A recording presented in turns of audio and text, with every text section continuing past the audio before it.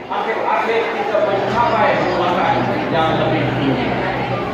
Saudara-saudari, tadi saya katakan bahasa mengkolonisasi kita. Sekarang pergilah ke Jakarta, pergilah ke Kuala Lumpur. Dalam satu paragraf, dalam satu peringkat, hanya tinggal 35% bahasa kita. Yang lain kita pinjam, kita cedok, kita pakai. Kita tak kata apa-apa. Tidak lama lagi, bodoh itu tidak lagi kenal dengan nasi lemak. Kurang kenal dengan masakan cili api. Tidak kenal dengan sambal penuh. Tidak kenal lagi dengan hidangan-hidangan kita yang asas kami. Jadi gambaran ini mungkin dikatakan terlalu awal bagi saya menyatakan. Namun kalau pemerintahan kita di Jakarta, kalau pemerintahan kita di Sumbar, pemerintahan kita di Negeri Sembilan dan di Malaysia tidak sensitif terhadap dunia makanan, maka kita akan gugur di gelanggang antara bangsa. Inilah yang hendak saya pesankan sedikit. Di samping menjaga budaya kita untuk masa-masa hadapan. Izinkan saya dalam pernikahan yang terakhir ini, sebab banyak kerja sudah dilaksanakan oleh KM3, oleh Minang Sedunia, oleh Museum Negara, oleh pihak-pihak lain termasuk Kampung Minangkabau yang anak dan kita telah berkumpul lumus mengadakan perjuangannya yang telah menyatakan hasrat untuk maju, maka pada hari ini seharusnya kita membuat perhitungan yang boleh kita majukan ke depan. Tahun hadapan insyaAllah JM3 boleh berusaha dengan Profesor Firdaus dengan rakan-rakan kita di JM3 mengadakan himpunan budaya untuk dijadikan di Kuala Lumpur bersekali dengan melawat Malaysia. Tadi saya katakan kalau nak bertepuk kuat-kuat, sambutan kepada program mereka ini penting bagi survival kita.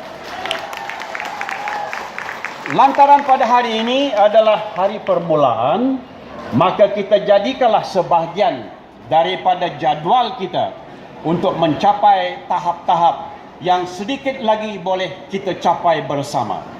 Pertamanya ialah menyatukan rasa satu menerusi adat Minangkabau, adat Melayu, adat Nusantara.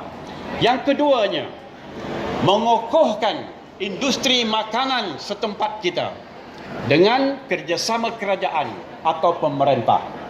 Dan yang ketiga, menyemarakkan budaya kita kembali.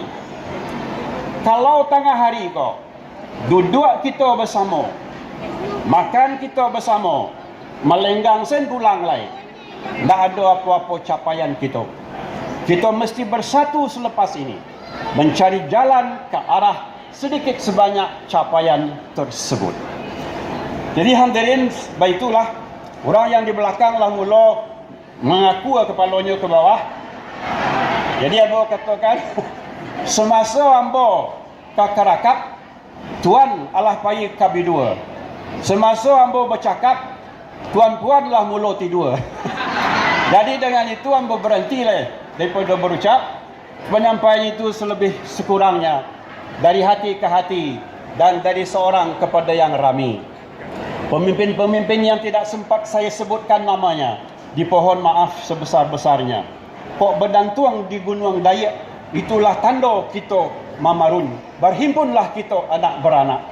Kok terhansuang masa naik, kok tersinggung masa turun, barilah ampun banyak-banyak.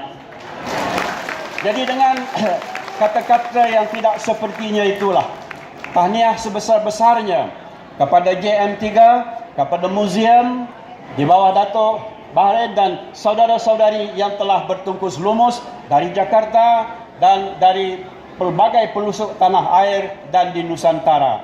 Kawan-kawan yang datang dari Jakarta, terima kasih, dan jawatan kuasa bertungkus lumus setinggi-tinggi penghargaan. Dengan hamburan yang tidak sepertinya itulah Maka dengan sukacitanya saya merasmikan Pesta Seni Budaya dan Makanan Minangkabau selain daripada luncuran buku yang disebutkan sebentar tadi dan juga dengan peluncuran program kad yang dianjurkan oleh saudara Burmalis Ilyas. Selamat kita bertemu, selamat kita berjuang dan selamat kita bersuo kembali. Wassalamualaikum warahmatullahi taala wabarakatuh.